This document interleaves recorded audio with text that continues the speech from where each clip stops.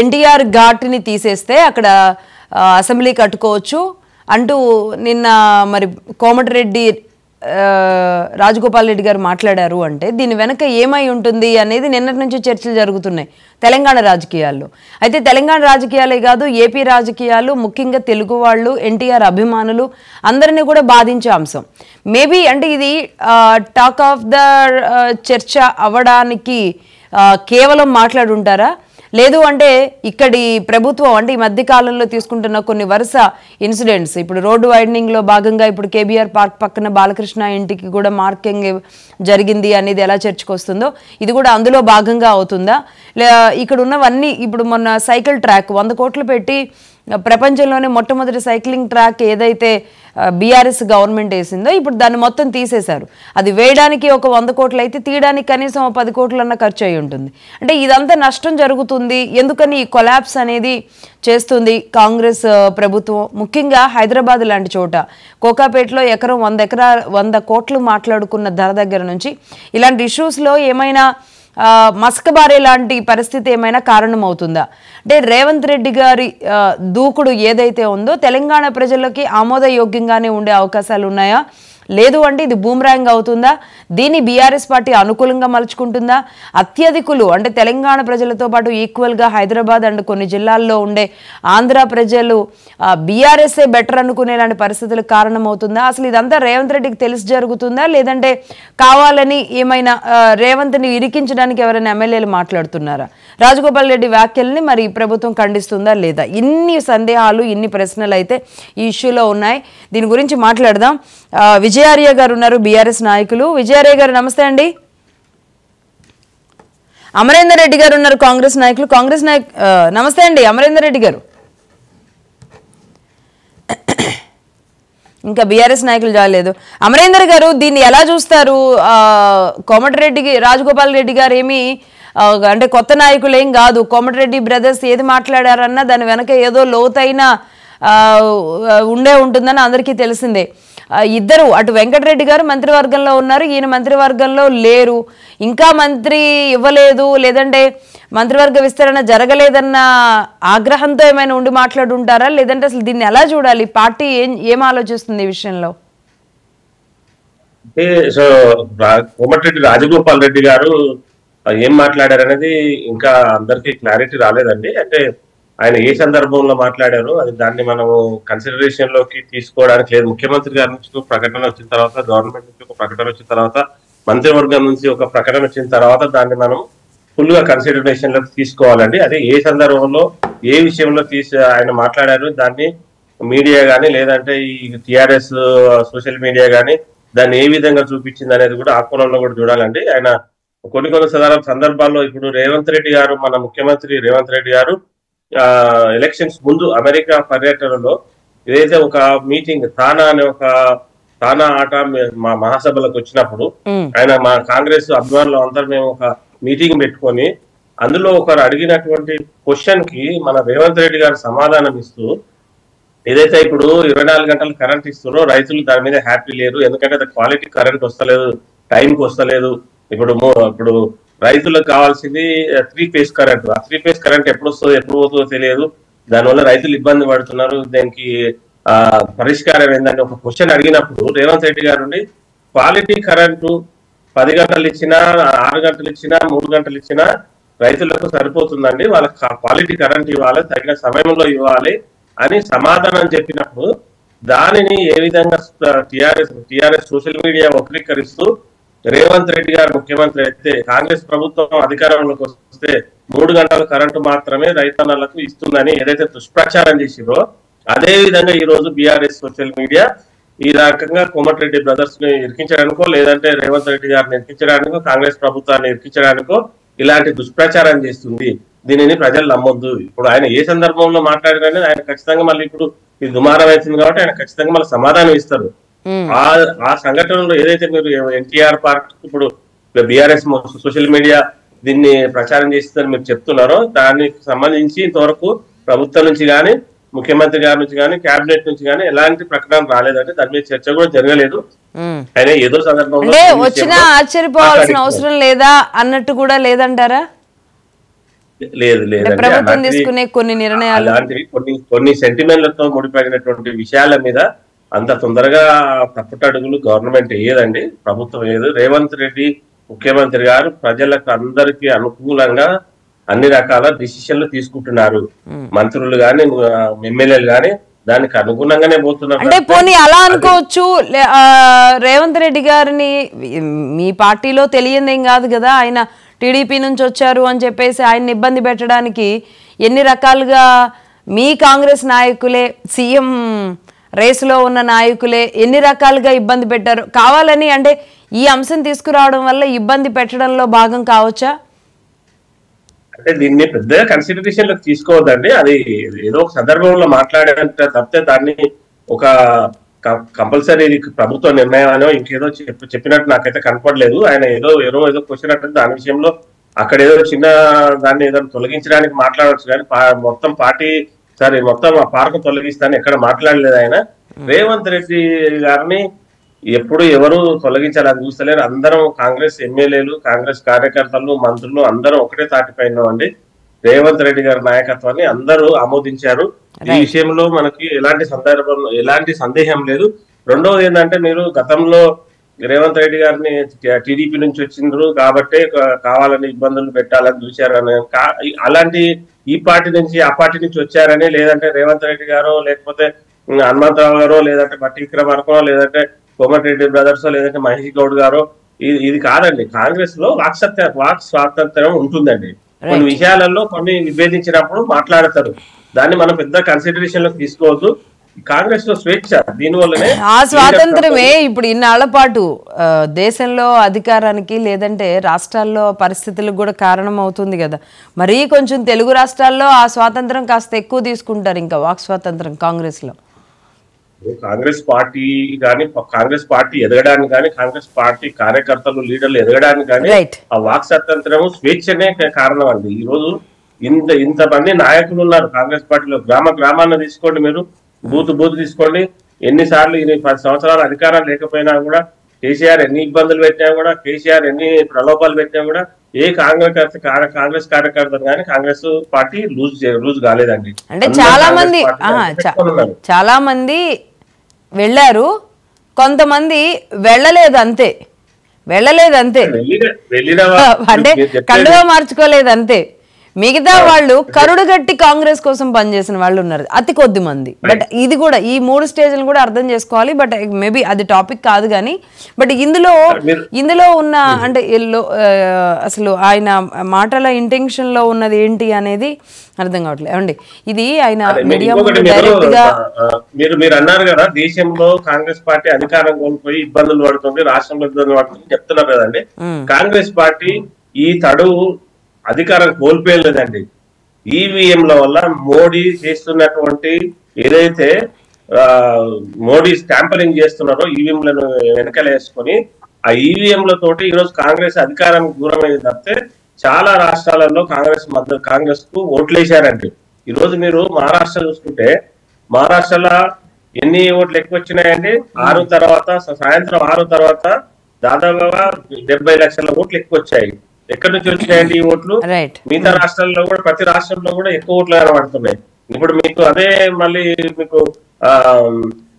కాశ్మీర్ ఉంది, జమ్మూ కాశ్మీర్ లో మరి వీళ్ళకి ఎందుకు రాలేదండి?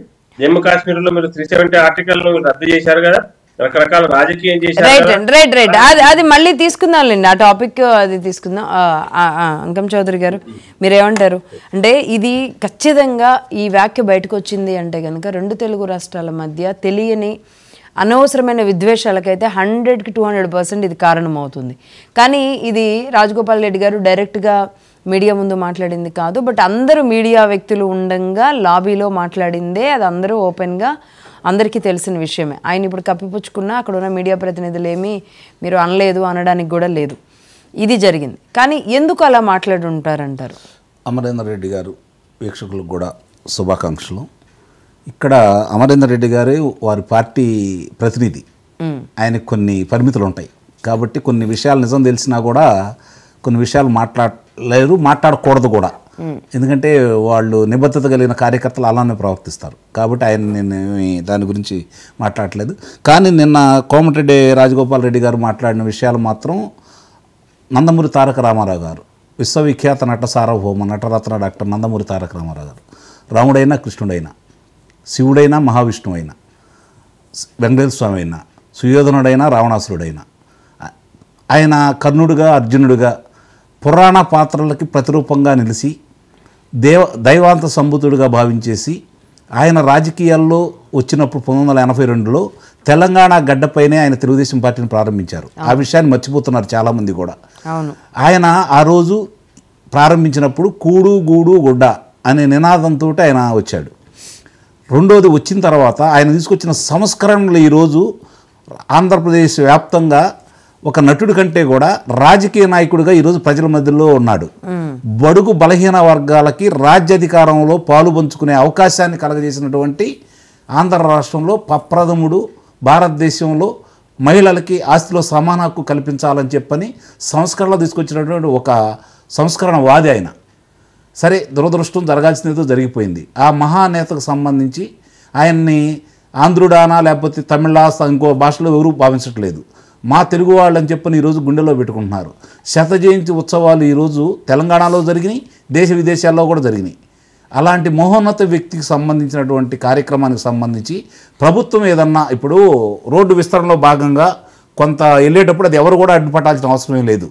కానీ దానికి సంబంధించి ఈరోజు అక్కడ శాసనసభ నిర్మించుకుంటే బాగుంటుందని చెప్పని కోమటిరెడ్డి గారు మాట్లాడింది మాత్రం నిస్సందేహంగా దీన్ని తప్పుపట్టాల్సిన అవసరం అయితే ఉంది, ఎవరేమనుకున్నా సరే. ఎందుకంటే అది ప్రభుత్వ పరంగా తీసుకునే నేను అన్నట్టు రోడ్డుకి ఏదన్నా అక్కడ ఏదన్నా నిర్మాణాలు చేపట్టే కార్యక్రమంలోనూ రోడ్డు విస్తరణలో భాగంగా కొంత తీసేస్తే తప్పులేదు.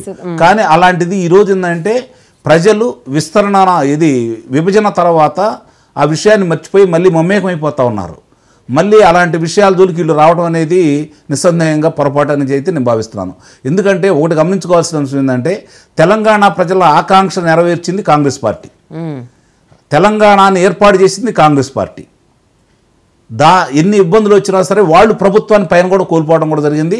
ఆంధ్ర రాష్ట్రంలో ప్రభుత్వాన్ని కోల్పోయారు, ఇక్కడ ప్రభుత్వాన్ని కోల్పోయారు. ఆంధ్ర రాష్ట్రంలో ఇప్పుడు 15 సంవత్సరాలుగా 10 సంవత్సరాలు దాటింది, అధికారంలో లేరు. 10 సంవత్సరాల తర్వాత ఇక్కడ అధికారంలోకి వచ్చారు.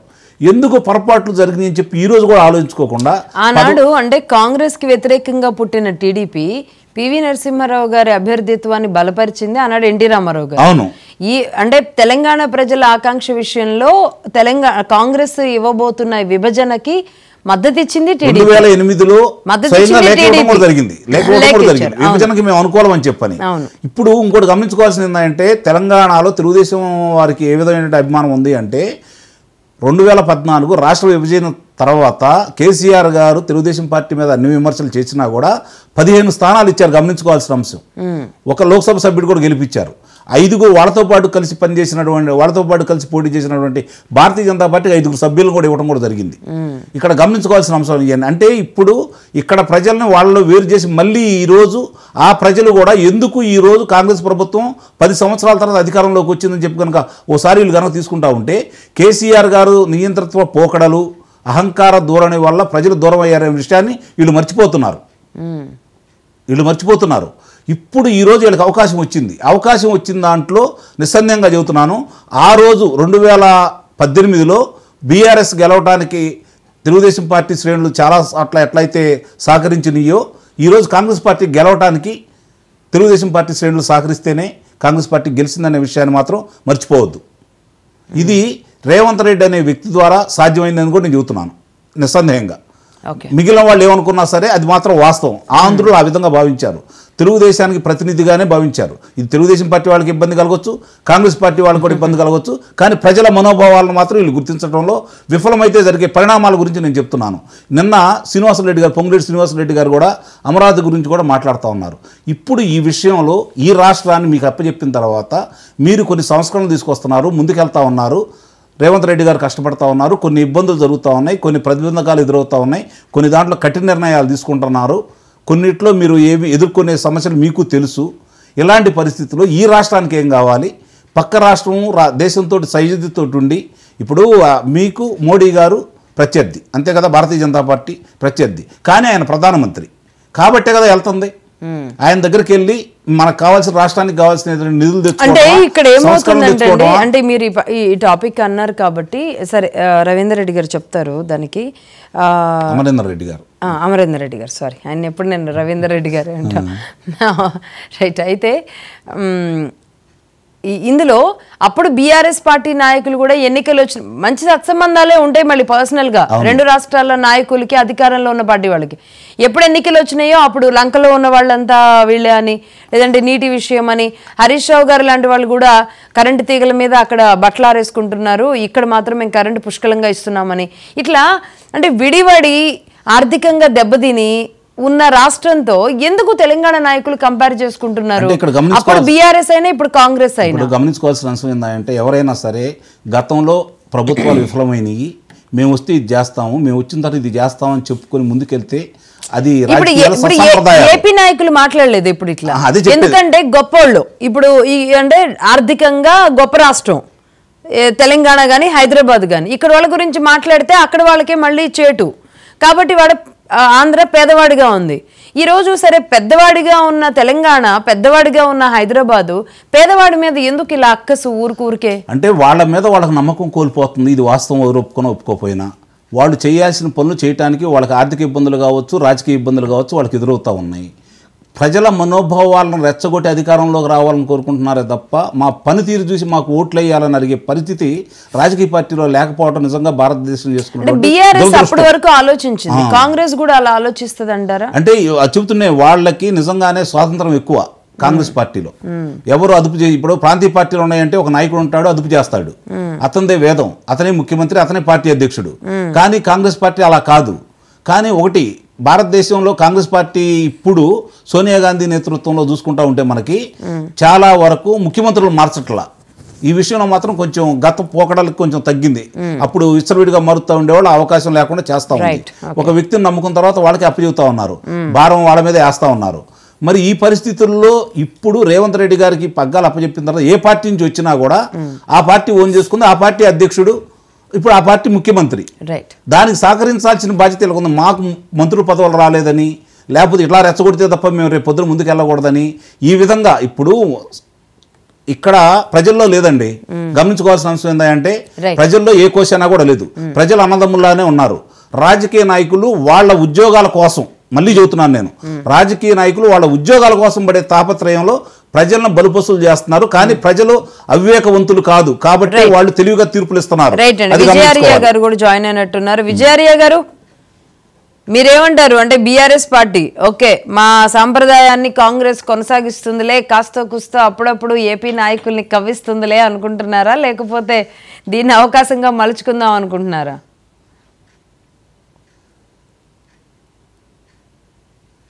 విజయారియా గారు నమస్తే అండి, వినబడుతుందా?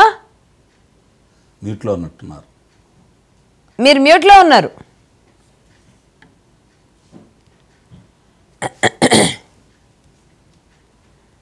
రైట్, మీ ఆడియో రావట్లేదండి. అమరేందర్ గారు మీరు చెప్పండి. విజయారియా గారిది లోపు టెక్నికల్ ప్రాబ్లం, అది సెట్ చేసే వరకు. ఏది ఏమైనా అంటే తెలంగాణ ఆంధ్ర అయినా రెండు రాష్ట్రాల్లో అన్నదమ్ములానే ఉన్నాయండి. ఇప్పుడు ఏది ఏమైనా చిన్న చిన్న ఇట్లాంటి అంటే గత 10 ఏళ్లంతా ఒక ఎత్తు అమరేందర్ గారు, కనీసం ఇప్పుడు ఇంకొంచెం బలంగా ఉండాలి, నిజమైన అన్నదమ్ముల్లా ఉండాలని అనుకున్నారు అందరూ, కానీ అది ముందుకు వెళ్ళనివ్వరా? అంటే ఇప్పుడు మనం ఇంకొకటి చూడాల్సింది ఏంటంటే కోమటిరెడ్డి రాజగోపాల్ రెడ్డి గారు ఆయన అంత తొందరగా నోరు ఏం జారనండి. ఇంత పెద్ద విషయంలో ఆయన ఆలోచన చేసి మాట్లాడే ఉంటారు. ఏదో విషయంలో వాళ్ళు అడిగిన క్వశ్చన్ కు ఏదో ఇట్లా జోక్ లాగా మాట్లాడింటారు తప్పితే దాన్ని నేను సీరియస్ గా మాట్లాడారని అనుకోను. ఎందుకంటే కోమటిరెడ్డి బ్రదర్స్ అంటే ఇక్కడ తెలంగాణలో ఒక ఇమేజ్ ఉన్న నాయకులు అండి. వాళ్ళు ప్రజల కోసం పనిచేసే వాళ్ళు, పొద్దున్న లేస్తే వాళ్ళు మార్నింగ్ 4 గంటల నుంచి రాత్రి 8 దాకా ప్రజలతో ఉంటారు, ఉంటారు. సో రేవంత్ రెడ్డి గారితో కాంగ్రెస్ పార్టీతో కానీ వాళ్ళు పనిచేస్తున్నారండి. వాళ్ళు ఎక్కడ గీత దాటినట్టు ఈ రోజు వరకు కనపడలేదు. రేవంత్ రెడ్డి గారు వాళ్ళతోటి మంచి సాన్నిధ్యంగా ఉన్నారు. కాంగ్రెస్ పార్టీతో వాళ్ళు మంచిగానే ఉన్నారు. మిగతా పార్టీలతో కూడా వాళ్ళు ఎప్పుడు విభేదించి లేదంటే ఏదో లోపల చేసింది ఎక్కడా కనపడలేదు. మీకు చూడండి ఈ మధ్య కాలంలో సంవత్సరం నుంచి కూడా వాళ్ళు చాలా సఖ్యతగా ఉన్నారు గవర్నమెంట్ మన రేవంత్ రెడ్డి గారితో కానీ కాంగ్రెస్ పార్టీతో కానీ. అది ఎక్కడో ఏదో అడిగిన క్వశ్చన్ కి చిన్న చిన్న సమాధానాలలో దీన్ని మనం వక్రీకరిస్తూనే ఉంటారు. దానిని మనం ఒక సెంటిమెంట్ ధోరణిలో తీసుకుపోవాల్సినటువంటి అవసరం లేదండి. ఎందుకంటే గతంలో మీరు చూశారు మన రేవంత్ రెడ్డి గారు, మన ముఖ్యమంత్రి గారు అమెరికాలో మాట్లాడినటువంటి దాన్ని 3 గంటల కరెంటు కింద ఏ విధంగా దాన్ని తీసుకెళ్లి ప్రజల్లో దుష్ప్రచారం చేసి రేవంత్ రెడ్డి గారు ఆయనను కిందికి దించాలన్నటువంటి టిఆర్ఎస్ పన్నాగం పన్నిందో ఫెయిల్ అయ్యారు వాళ్ళు. ఎన్ని రాష్ట్రోకలు చేసినా ఏం చేసినా లాస్ట్ కి 4-5 రోజులు నడిచింది. 5 రోజుల తర్వాత లాగ్ బుక్కులు తీసేస్తే వాళ్ళు 24 గంటలు కరెంట్ ఇస్తున్నాం అనేది కాస్త 11 గంటలు 12 గంటలు. అది కూడా కోమటిరెడ్డి వెంకటరెడ్డి గారే తేల్చారు అప్పుడు. కోమటిరెడ్డి వెంకటరెడ్డి గారు తేల్చారు. కాకపోతే ఇక్కడ అంటే రాజగోపాల్ రెడ్డి గారి విషయంలో అంటే మంత్రి పదవి విషయంలో ఆయన చాలా హోప్స్ పెట్టుకున్నారు. అది ఓపెన్ గా కూడా చెప్తున్నారు. అది కాస్త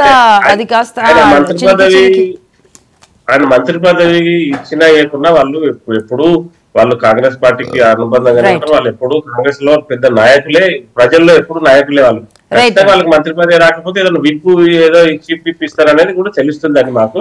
సో వాళ్ళు మంత్రి పదవి కోసమో దీనికోసమో మాట్లాడారని నేను అనుకోను. వాళ్ళకి మంత్రి పదవి పెద్ద లెక్కేం కాదు వాళ్ళకు. రేవంత్ రెడ్డి గారు ఏ విధంగా పోవాలని చెప్తే ఆ విధంగా పోతున్నారు.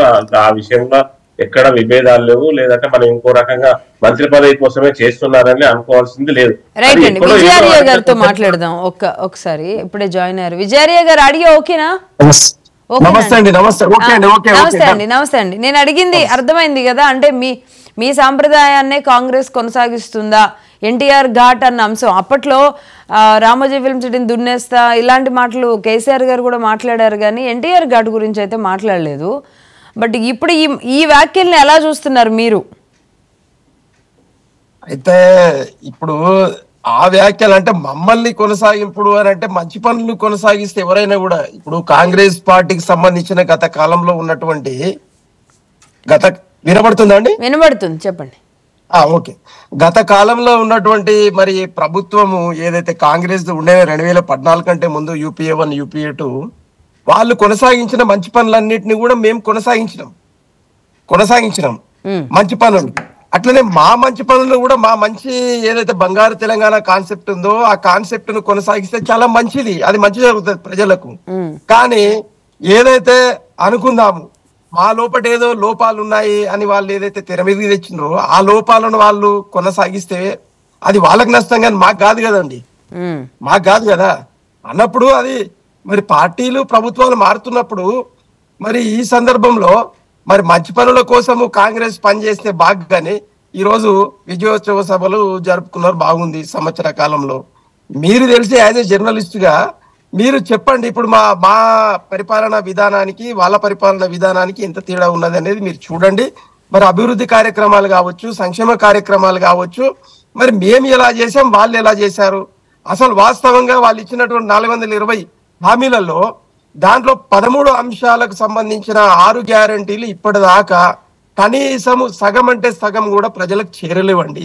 అన్నప్పుడు వాటిని పక్కదారి పట్టియడానికి ఈ డైవర్షన్ పాలిటిక్స్, ఈ ఫ్యాక్షన్ పాలిటిక్స్, తర్వాత ఇలాంటి పాలిటిక్స్ ఆడడం వల్ల వచ్చేది ఏంటి? ప్రజలకు జరిగేది నష్టం తప్పిస్తే లాభం కాదు కదా. రాజకీయాలు మా మీద పార్టీ మీద కోపం ఉంటే కేసీఆర్ గారి మీదనో, లేదు మరి కేటీఆర్ గారి మీదనో, హరీష్ రావు గారి మీదనో, కవిత గారి మీదనో, లేదు తదితర డాక్టర్ ఆర్ఎస్ ప్రవీణ్ కుమార్ గారి మీదనో, కాసాని జ్ఞానేశ్వర్ ముదిరాజ్ గారి మీదనో, పొన్నాల లక్ష్మయ్య గారి మీదనో, ఇలాంటి మేటి నాయకుల మీద కోపాలుంటే వ్యక్తిగతంగా వాళ్ళు రాజకీయంగా పొందబెట్టే సరే.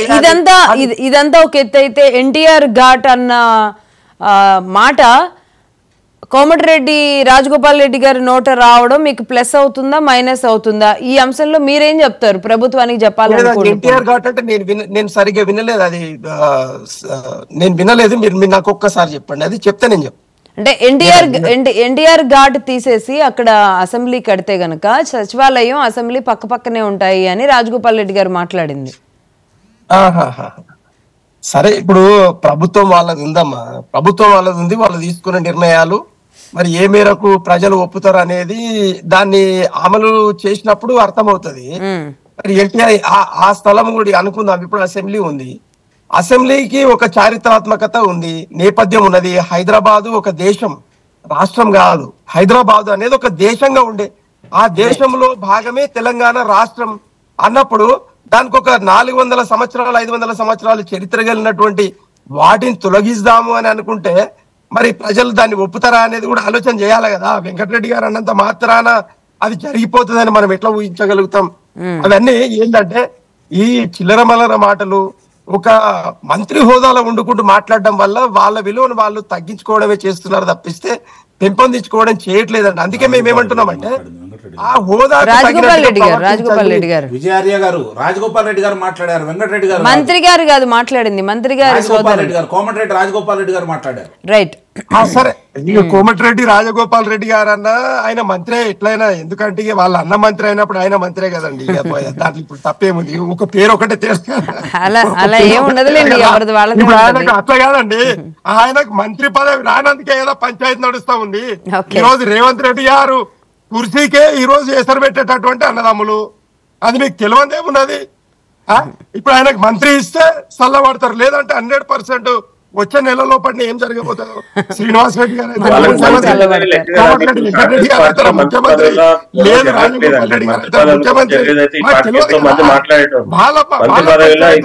రాజగోపాల్ రెడ్డి గారు ముఖ్యమంత్రి. కాదు అంటే అమరేందర్ రెడ్డి గారు ఇక్కడ అంటే ఒక నాయకులని తప్పుపట్టడమో ఇదే ఉద్దేశం కాదు, కానీ కోమటిరెడ్డి బ్రదర్స్ అంటే ఇక్కడ ఏముంటే అక్కడ మాట్లాడడం అనేది అలవాటు. చాలా విషయాలు ఇప్పుడు ఇదే రాజగోపాల్ రెడ్డి గారు నన్నే హోంమంత్రిని చేస్తే కేటీఆర్ని కేసీఆర్ని అందరిని తీసుకెళ్లి జైల్లో, అంటే నిజంగా అలా ఉన్నా సరే అనరు కదా నాయకులు. మేబీ వాళ్ళు సరదాగా ఉండడము, బోల్డ్ గా ఉండడము అది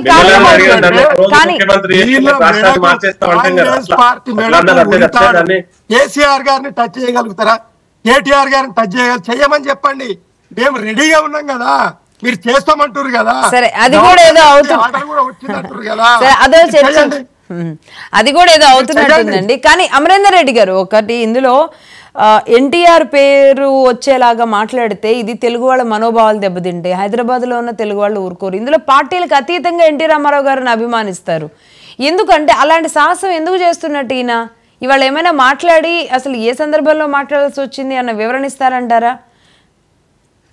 ఇస్తారండి. ఎందుకంటే ఇప్పుడు అక్కడ మీడియా మిత్రులు చాలా మంది ఉంటారండి. ఎవరో ఒక క్వశ్చన్ వేస్తా ఉంటారు, వ్యంగ్యంగా మాట్లాడుతూ ఉంటారు, జోకులు వేస్తా ఉంటారు, దానికి ఏదో మాట్లాడుతూ నవ్వుతూ రిప్లై ఇచ్చారు ఆయన. కానీ ఆయన దాని మీదే ఖచ్చితంగా స్పెసిఫిక్ గా మాట్లాడుతూ నవ్వుతూ ఇవ్వాలి అంటే అవతల బుద్ధ విగ్రహం ఉంది, లేదంటే అది హుసేన్ సాగర్ ఉంది, దాన్ని నీళ్లు తీసేసి ఇటు కట్టుకున్న ఇది ఎంత సీరియస్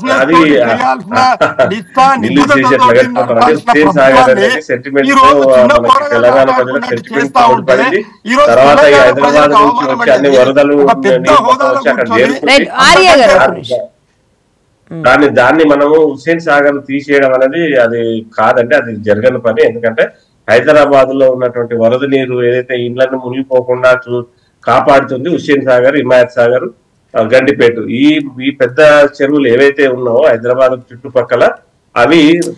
నేను అదే అంటున్నా, ఒకవేళ ఆయన జోక్గా మాట్లాడాలంటే ట్యాంక్ బండ్ మీద కడతామనో, లేదంటే బుద్ధ విగ్రహం పక్కన మేము అసెంబ్లీ కట్టుకుంటామనో ఇలా అడిగింటారు. అంటే మీరు సాహసం చేస్తారు, మీరు సెక్రటరీ మన సార్ ఎన్టీఆర్ ఘాట్ దగ్గర చాలా ప్లేస్ ఉందండి, అక్కడ కట్టొచ్చు కదండి, కడతారా అండి అని అంటే సమయం వస్తే కడతామండి ఎక్కడైతే ఏముంది అని చెప్పేసి అలా సమాధానం చెప్పి దాటవేసి వెళ్ళిపోవచ్చు. దాంట్లో మనం కాంక్రీట్ గా అదే ఆయన ఇచ్చిన సమాధానం దాన్ని ఖచ్చితంగా ఇంప్లిమెంట్ చేస్తామని చెప్పడానికి లేదండి. ఎందుకంటే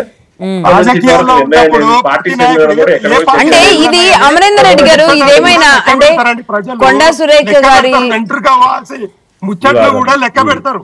అంటే కొండా సురేఖ గారి అంశం కానివ్వండి, ఇలాంటి అంశాలు కానివ్వండి, ఇంకేదన్నా కానివ్వండి, ఇలా మాట్లాడే వాళ్ళ దీంతో రేవంత్ రెడ్డి గారికి ఏమైనా ఇబ్బంది కలిగే అంశంగా అవ్వట్లేదా? రేవంత్ రెడ్డి గారికి కానీ ప్రభుత్వానికి కానీ ఎక్కడ ఇబ్బంది లేదండి. ప్రజలకు తెలుసు, కాంగ్రెస్ పార్టీలకు తెలుసు. కాంగ్రెస్ పార్టీలో నాయకులు ఏదైనా సందర్భం వచ్చినప్పుడు వాళ్ళు స్వేచ్ఛగా మాట్లాడతారని తెలుసు. ఫైనల్ గా తుదిగా ప్రభుత్వ నిర్ణయం, ముఖ్యమంత్రి నిర్ణయం ఫైనల్ అనేది ప్రతి ఒక్కరికి తెలుసు. ఇవి ఇలా మనకు ప్రతి సందర్భంలోనూ ఏదో ఒక మీటింగ్ లో ఏదో చర్చ నడుస్తూనే ఉంటది.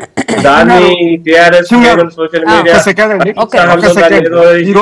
చేసి మాయమార్పు చేయాలని చూస్తున్నారు. వాళ్ళ తప్పులు ఎక్కడ ఉండలేదు కూడా ఈ రోజు వాళ్ళు ఇంతవరకు తెలంగాణ ప్రజల మీద ఎక్కడ కూడా కపట అంటే ఈ రోజు మధ్యాస్తి గౌడ్ గారు, మరి ప్రభాకర్ గౌడ్ గారు, పొన్నం ప్రభాకర్ గారు, అంటే ఇలాంటి మొత్తం 6 టీంలు ఉన్నాయండి. 6 టీములు ఎవరికి యమునా తీరే అన్నట్టు ప్రవర్తిస్తూ ఉన్నారు. కాబట్టి ఈ రోజు అడ్మినిస్ట్రేషన్ దెబ్బతిన్నది, లా అండ్ ఆర్డర్ దెబ్బతిన్నది, అభివృద్ధి కార్యక్రమాలు దెబ్బతిన్నాయి, 6 గ్యారంటీలు కుంటుపడిపోయినాయి.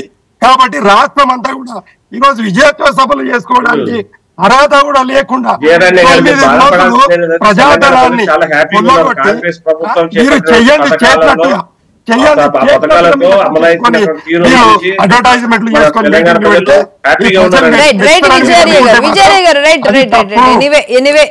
ఇది చినికి గాలివానగా మారుతుందా, దీనికి ఫుల్ స్టాప్ పడుతుందా, ఏం జరుగుతుందో చూద్దాం. దీని మీద మరి రేవంత్ రెడ్డి గారు స్పందిస్తారా? కోమటిరెడ్డి రాజగోపాల్ రెడ్డి గారే ఇవాళ దీనికి ఏమైనా ఫుల్ స్టాప్ పెట్టే అవకాశం ఉంటుందా?